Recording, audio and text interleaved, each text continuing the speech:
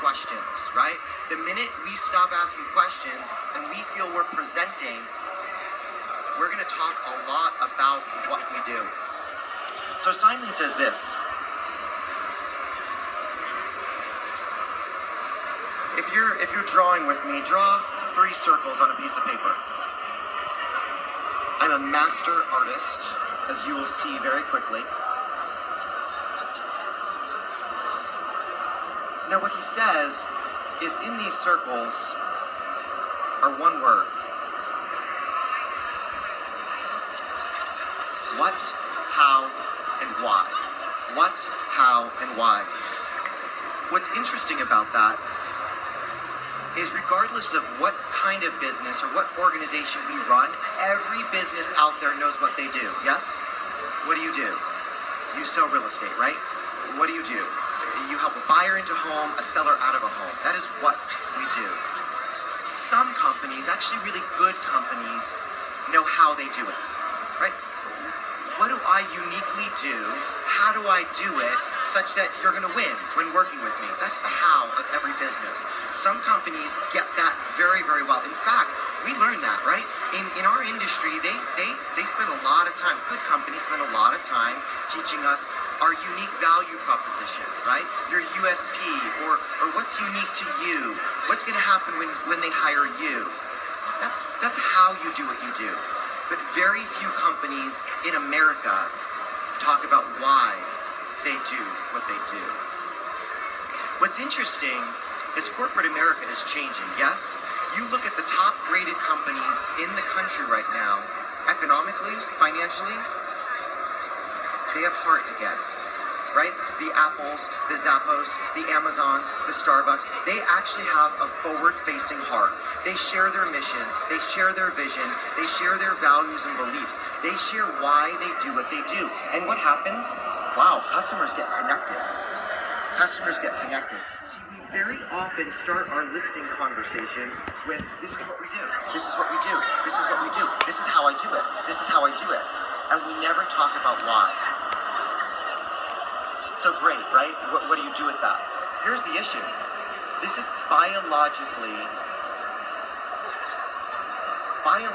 impossible for us to truly get anyone to do anything, to get someone to list with us, unless we get here.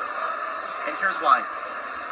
Studies and science shows that people make all their decision in the 2 center portions of their brain, the limbic portion of the brain, right? All decision making happens in the center of your brain. Our logical portion of the brain is called the neocortex, and it's the outer portion of the brain. So sometimes you think, no, Chris, like when I talk to a logical person, they want to know stats, they want to know figures, they want to know that I know the market. That is all important. However, they are not going to make a decision based on that. They're going to make a decision with their limbic brain, which is the why. This is the decision-making portion of the brain.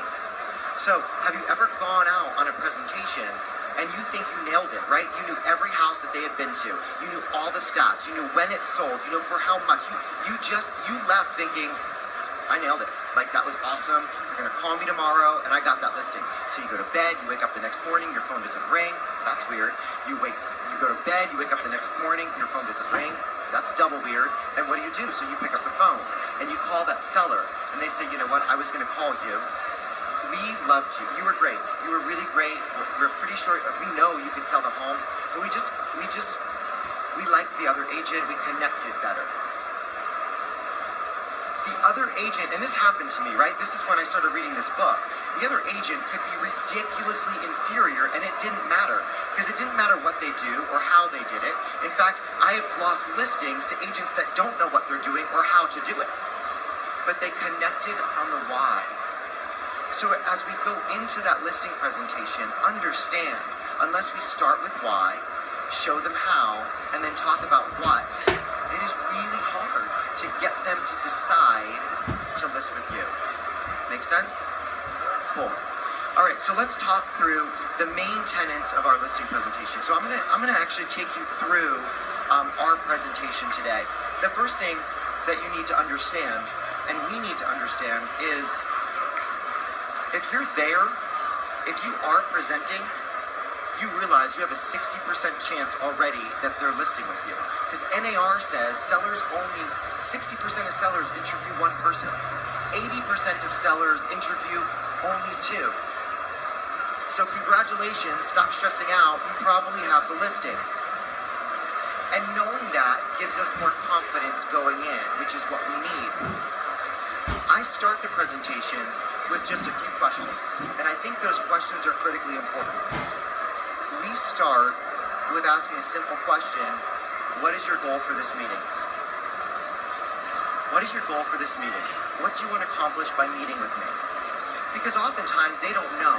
And if they don't know, it's going to be a long, awkward, like jumping around conversation. So figure out why you're there. The next thing I do is address where the appointment came from. Oftentimes we don't think about it, we move on.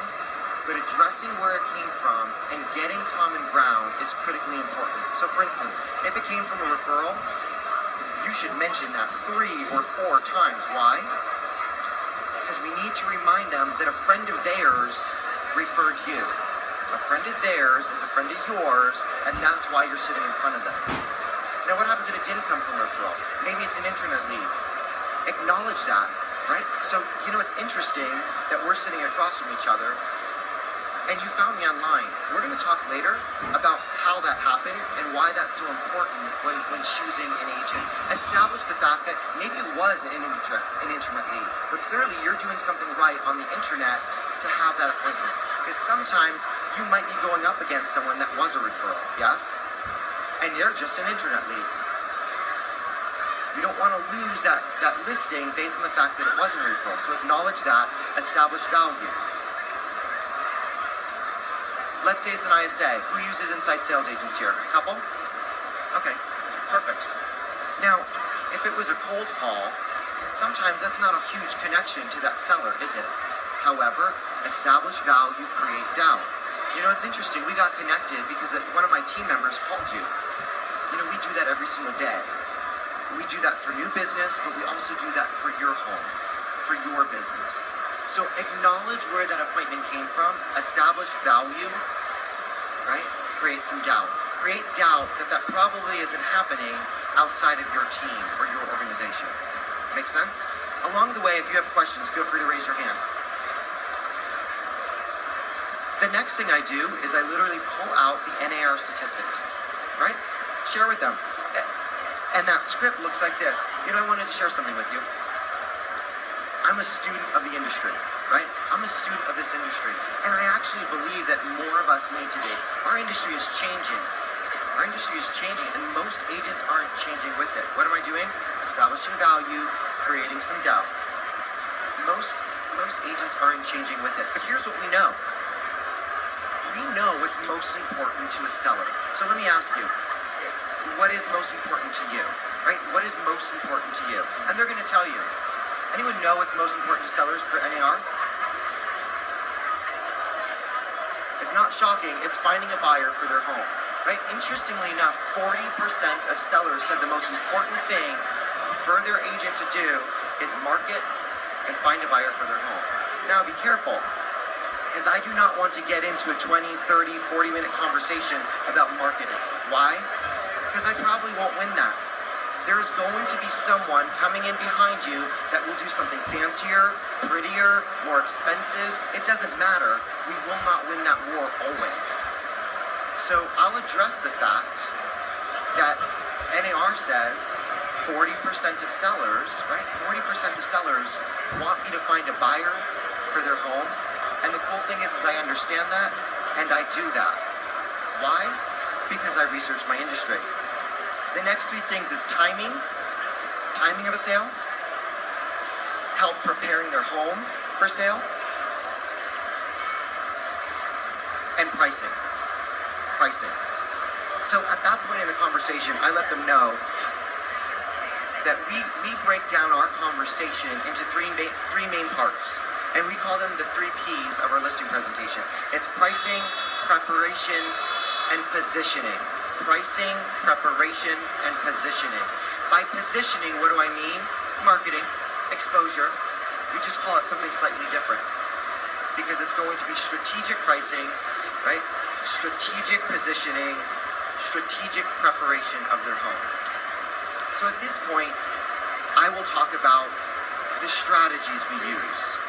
The strategies we use in our listing presentation, in our listing marketing, in that conversation. The first thing we talk about is our multimedia approach. Now I'm going to share the same conversation as if you were a seller. Here's what we know, and here's what I want you to know. We are going to end today without you having a shadow of a doubt that I can sell your home, right? That I understand marketing, and you won't have to test that because it has worked hundreds of times. So if you have not sold hundreds of homes, what do you say? It has worked time after time after time after time, right? Just say that. The reality is that there's only usually, right, 1, 2, or 3 reasons why a home doesn't sell. In the seller's mind, it's one, and it's you, and it's your marketing, right? But the reality is, go up front, establish value, and say, hey, our marketing has worked hundreds of times, so we're not going to test our marketing. I'm going to share a little bit of what we do, but ultimately, at the end of the day, when you hire me, the only thing you're going to have to question, wonder, and test is our price. And you won't even have to do that. We're going to talk about that later. But here's the deal. We understand marketing.